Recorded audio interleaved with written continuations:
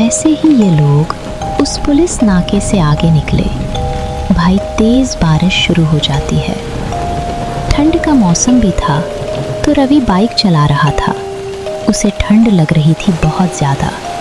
अब इस बारिश में 6 किलोमीटर राइड करने के बाद हर्ष बोलता है पीछे से कि भाई रुकना, मेरे को तो टॉयलेट जाना है।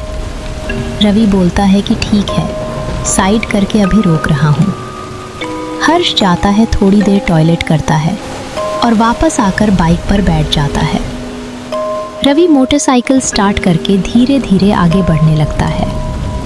अब इतनी तेज बारिश में आगे की विजिबिलिटी कम हो गई थी और रवि को मोटरसाइकिल चलाने में भी बहुत मुश्किल हो रही थी। ये बोलता हर्ष से कि भाई मेरे से ना मोटरसाइकिल चल नहीं रहा है, तो आगे चलकर कोई झोपड़ी होगा तो उसके नीचे थोड़ी देर रुक जाएंगे, बारिश कम हो जाएगी तब निकलेंगे यहाँ पर।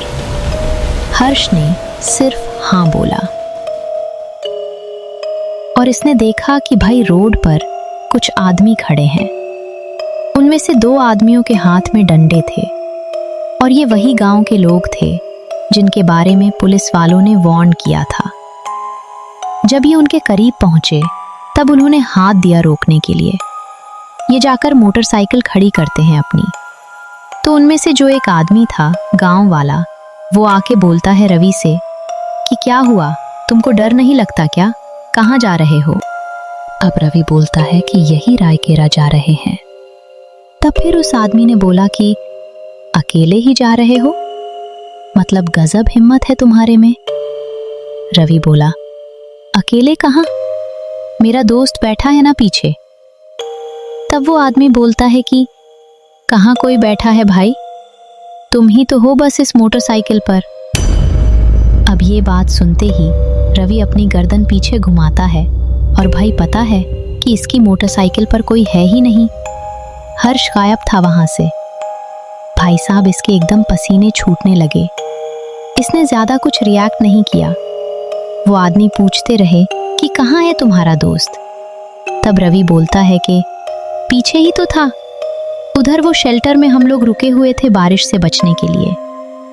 अभी रवि और उस आदमी के बीच में ऐसे डिस्कशन चल ही रहा था कि तभी इन लोगों ने देखा कि दूर से एक गाड़ी आ रही इनकी तरफ। वो गाड़ी आकर इनसे थोड़ी दूर पर खड़ी होती है और गाड़ी से हर्ष नीचे उतरता है। वो चलते हुए रवि की तरफ आया। रवि ने पूछा कि भाई तू गाड़ी से कैसे आ रहा है, तू तो बाइक पर बैठा था मेरे। यहाँ पर हर्ष बोलता है कि भाई जो पुलिस वालों का नाका लगा था, तूने तो मुझे वहीं पर छोड़ दिया था। मैं तुझे कितना आवाज दिया कि भाई रुक रुक। मैं उतर के गया था पुलिस वाले से बात करने और इतनी देर में तू निकल गया वहां से। मैंने तुझे कितनी बार आवाज दिया रुकने के लिए, पर तू इतनी तेजी से निकल गया कि पुलिस वाले भी कुछ नहीं कर पाए। बाद में उन पुलिस वालों के जान पहचान का एक गाड़ी था, तो उसमें बैठा के मुझे आगे भेजा। यहाँ पर रवि ने हर्ष से कोई भी बहस नहीं की। ये उसे बोलते हैं कि ठीक है, तू पीछे बैठ बाइक पे, और बैठा के वहां से हर्ष को लेकर आगे निकल जाता है।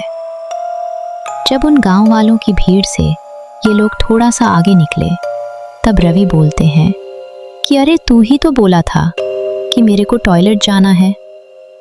यहाँ हर्ष ने बोला कि भाई कहाँ बोला था, मैं तो पुलिस वालों के पास खड़ा हूं तब से। अब ये चीज सुन के ना रवि की हालत खराब होने लगती है। ये एक्सप्लेन भी नहीं कर पा रहा था हर्ष को, क्योंकि इसे लग रहा था कि मैं हर्ष को सब कुछ बताऊंगा तो ये डर जाएगा बहुत ज्यादा। रवि ने इस घटना को इग्नोर करते हुए अपने बाइक की स्पीड बढ़ा दी। कुछ टाइम के बाद ये लोग एक जगह पर पहुंचते हैं और उस जगह का नाम था मेडी बैंड। यहाँ से इनके जिले की दूरी 38 किलोमीटर थी। पर उस मेडी बैंड से जैसे ही 12 किलोमीटर और आगे गए ना, एकदम घनघोर जंगल स्टार्ट हो गया। मतलब इतना ज्यादा डेंस फॉरेस्ट था कि अपने मोटरसाइकिल के हेडलाइट के अलावा हमें कोई और लाइट सोर्स भी दिखाई नहीं दे रहा था। अब जंगल का एरिया होने के कारण मैंने भी स्पीड थोड़ी घटा दी थी और उस रोड पर 2 गाड़ियां आ रही थी। एक गाड़ी में 2 लोग थे और एक गाड़ी में 2 लोग थे। 2 गाड़ियों में से एक गाड़ी में 2 लोग थे और एक गाड़ी में 2 लोग थे। अब जंगल का एरिया होने के कारण मैंने भी स्पीड थोड़ी घटा दी थी और उस रोड पर कोई आ जा नहीं रहा था। रवि के अंदर डर तो ऐसे ही बैठा हुआ था। उस जंगल में कुछ दूर चलने के बाद एक टर्न आता है और उसी टर्न से कोई 100 मीटर के बाद ही इसकी मोटरसाइकिल बंद हो जाती है। रवि बोलते हर्ष से कि भाई लग रहा है बैटरी में कुछ दिक्कत हो गया, एक काम कर, तू ना थोड़ा धक्का दे, मैं इसे चालू करने की कोशिश करता हूँ। इन लोगों ने बहुत कोशिश की पर इनकी मोटरसाइकिल स्टार्ट नहीं हुई। तब रवि ने बोला कि भाई अभी ना ये घाटी का अपहिल है, मतलब ऊपर की तरफ चढ़ाई है, उसके बाद ढलान आ जाएगा तो फिर ले जाने में दिक्कत नहीं। तू ना मोटरसाइकिल को हाथ लगा के पीछे से धक्का दे और मैं भी खींच रहा हूँ, बस उस ढलान तक हम लोग को पहुंचना है। यहाँ पर रवि ने बाइक पकड़े और हर्ष पीछे से धक्का देने लगा। पर रवि यहाँ नोटिस करते हैं कि हर्ष कुछ ज्यादा ही जोर से पावर लगा रहा है। इसने बोला हर्ष को कि भाई क्या हो गया, तू इतनी तेज धक्का क्यों दे रहा है? मतलब वो पूरी चढ़ाई थी और इनकी मोटरसाइकिल का वेट बहुत कम हो गया था। तब हर्ष पीछे से बोलता है कि भाई मैं कहाँ जोर लगा रहा हूँ, मैं तो नॉर्मली पुश कर रहा हूँ बाइक को। रवि को लगा कि यार ये हर्ष ही है ना। इसके अंदर थोड़ा सा और डर बैठने लगा। इन दोनों ने उस चढ़ाई को पार किया और नीचे पूरा ढलान का रास्ता था। रवि बोलता है कि भाई मैं बाइक पर बैठा हूं, तू ना धक्का मारते मारते कूद के ऊपर बैठ जाना। हर्ष बोलता है ठीक है। अब जैसे ही उस ढलान से नीचे उतरा और हर्ष कूद के पीछे बैठा, जिस ढलान पर उनकी बाइक की स्पीड बहुत तेज होनी चाहिए थी, वहां उनकी स्पीड एकदम कम हो जाती है। मतलब इनको ऐसा लग रहा था कि कोई उनकी मोटरसाइकिल को आगे से रोक रहा है, फोर्स लगा के कि आगे मत बढ़ पाए। अब इससे पहले रवि कुछ फिगर आउट कर पाता, इसके मोटरसाइकिल की स्पीड ऑलरेडी बहुत कम हो चुकी थी। और तभी हर्ष इसके कान के पास आकर बोलता है कि भाई मुझे लग रहा है ना पीछे से कोई आ रहा है। अब ये बात सुनकर रवि ने जब साइड मिरर में देखा तो उसने पाया कि कोई ना वाइट कपड़े पहने हुए इंसान है और अपने साथ में ना वो कुछ घसीटते हुए रोड पर आ रहा था इनकी तरफ। अब बहुत क्लियरली तो नहीं देखा, हल्की धुंध पड़ रही थी, पर रवि बहुत ध्यान से देखने की कोशिश कर रहा था, पर उसे इंसान का ना चेहरा दिखाई नहीं दिया। इस पॉइंट पर रवि ने अपनी बाइक को बिल्कुल रोड के किनारे पर खड़ी कर रखी थी, जहां एक्सपेक्ट कर रहा था कि भाई बहुत तेजी में हम निकल जाएंगे। वहां पर इसे ऐसा रेजिस्टेंस मिल रहा था कि ये आगे ही नहीं बढ़ा पा रहा अपनी बाइक। तो ये दोनों चुपचाप रोड की साइड पर बाइक खड़ी करके उस पर बैठे हुए थे।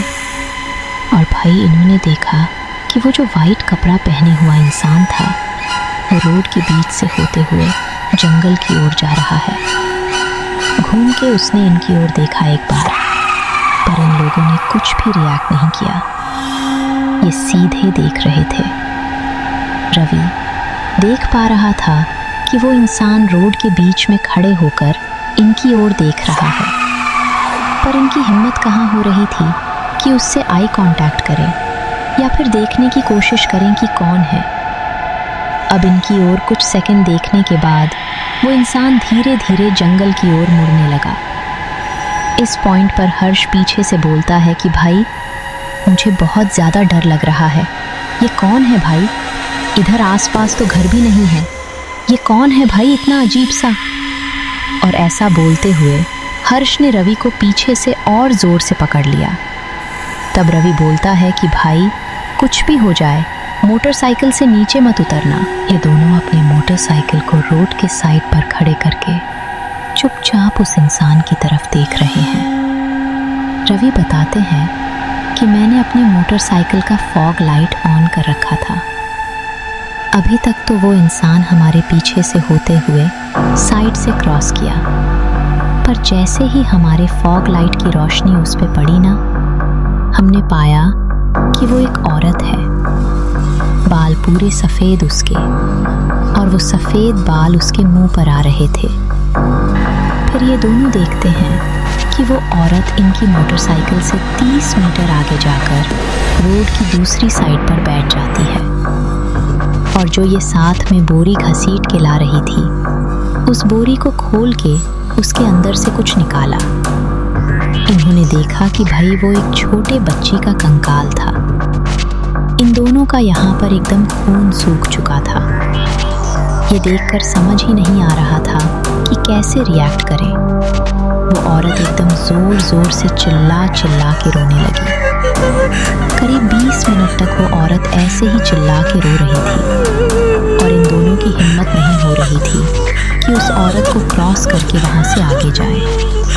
ये चुपचाप अपनी मोटरसाइकिल पर बैठे बैठे सुबह होने का वेट कर रहे थे। अब 20 मिनट तक रोने के बाद वो औरत अपनी जगह पर खड़ी हो गई और जैसे ही वो खड़ी हुई, रवि बोलता है कि सुन हर्ष, हमने पैर से मोटरसाइकिल को धकेल धकेल के यहाँ से जल्दी से बाहर निकलते हैं। और ठीक इन लोगों ने वैसे ही किया। पैर से मोटरसाइकिल को आगे धकेलते हुए इन लोगों ने उस जगह को पार किया। अब जैसे ही इन दोनों ने जो साइड में औरत खड़ी थी उसको क्रॉस किया था, पता नहीं रवि के दिमाग में क्या आया। इसने पीछे मुड़कर देखना चाहा कि वो औरत अभी क्या कर रही है। और ये जैसे ही पीछे मुड़ा, ये देखता है कि रोड के साइड में जो पेड़ था, वो औरत उस पेड़ में फांसी लगाकर झूल रही थी। इन दोनों की रूह कांप गई एकदम। ये दोनों उस ढलान पर बहुत तेजी से मोटरसाइकिल को आगे रोल करते हैं और इसी बीच इनकी मोटरसाइकिल स्टार्ट हो गई।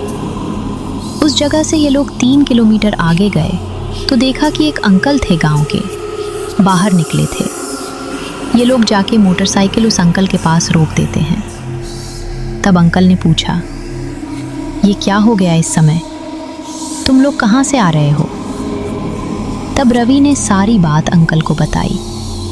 यहाँ पर अंकल ने बताया कि बेटा, अगर तुम लोग मोटरसाइकिल से उतर जाते ना तो तुम्हारी लाश भी नहीं मिलने वाली थी इस जंगल में। फिर अंकल ने बैक स्टोरी रिवील की। ये बोलते हैं कि कुछ साल पहले एक औरत अपने 7 महीने के बेटे और अपने पति के साथ उस रास्ते से आ रही थी। ये लोग मोटरसाइकिल पर थे और इनका एक गाड़ी के साथ एक्सीडेंट होता है। जब एक्सीडेंट हुआ तब इनके हस्बैंड की स्पॉट डेथ हो जाती है और जो इनके 7 महीने की बेटी थी उसके सर से भी ब्लीडिंग होने लगी। ये अपने हस्बैंड की बॉडी को पकड़ के और एक हाथ में बेटी को उठा के कैसे भी घसीट के ना गांव तक लेके आना चाहते थे, उसे एक्सीडेंट वाले स्पॉट से। जब ये 40 मीटर और आगे आए तब इसने नोटिस किया कि जो उसकी बेटी है वो भी मर चुकी है। अब दुख के मारे ये अपने हस्बैंड और बेटी की बॉडी रोड के साइड में लगाकर बहुत देर तक रोते रहे। शाम के टाइम लोगों ने इसे गांव तक ले जाने की कोशिश की पर इसने मना कर दिया। जब अगली सुबह लोग इस रास्ते से गुजर रहे थे तब उन्होंने देखा कि इस औरत ने पेड़ से लटक कर फांसी लगा ली थी और उसी की आत्मा आज उस जंगल को हांट करती है। 1 साल पहले उस जंगल से गुजरने वाले कई सारे लोगों को इस औरत ने अपना शिकार बनाया है। उनकी भी स्पिरिट इधर घूमती है जो छलावा के रूप में आने जाने वाले यात्रियों को अपना शिकार बनाते हैं। तुमने बाइक नहीं छोड़ा, ये बहुत अच्छा काम किया बेटा।